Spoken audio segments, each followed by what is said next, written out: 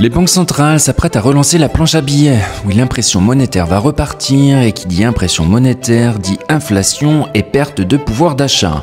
Alors comment te protéger face à l'inflation, notamment grâce au Bitcoin? C'est ce qu'on va voir dans cette vidéo. On verra d'ailleurs pourquoi le Bitcoin peut t'aider, mais pourquoi ça ne veut pas non plus seulement dire que le Bitcoin va exploser. Si tu aimes ce genre de contenu, n'hésite pas à t'abonner à Smart Nomad. Ici on parle d'investissement pour devenir libre financièrement et voyager à travers le monde.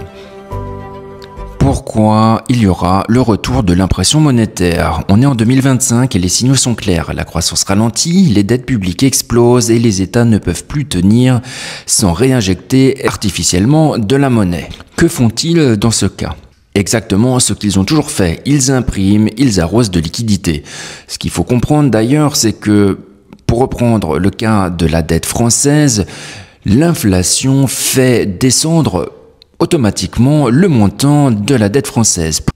La BCE, la Fed ainsi que toutes les grandes banques centrales vont reprendre la planche à billets. Résultat, l'argent perd de sa valeur et les prix montent. L'inflation revient et ce sera encore plus violent que ce qu'on a connu après le Covid.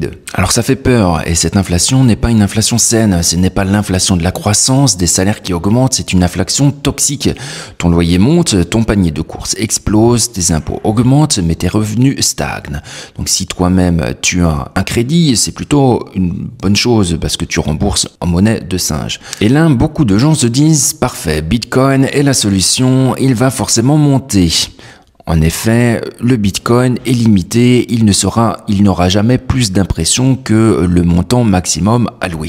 La valeur du Bitcoin augmenterait automatiquement. Alors c'est un scénario tout à fait possible, mais ce n'est pas automatiquement bullish. En effet, Bitcoin est présenté comme une réserve de valeur contre l'inflation. Sur le papier, c'est vrai, comme on l'a vu, une offre limitée à 21 millions, c'est indépendant des banques centrales, etc., etc.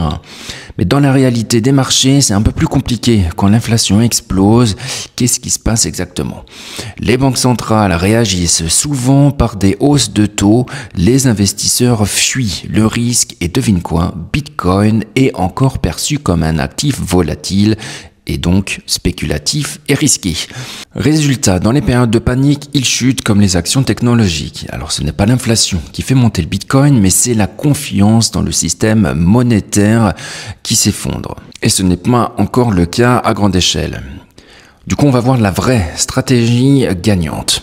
Donc oui, l'impression monétaire va reprendre, oui, l'inflation va te détruire si tu laisses ton argent dormir sur ton compte, mais croire que Bitcoin est une assurance automatique, c'est un peu dangereux.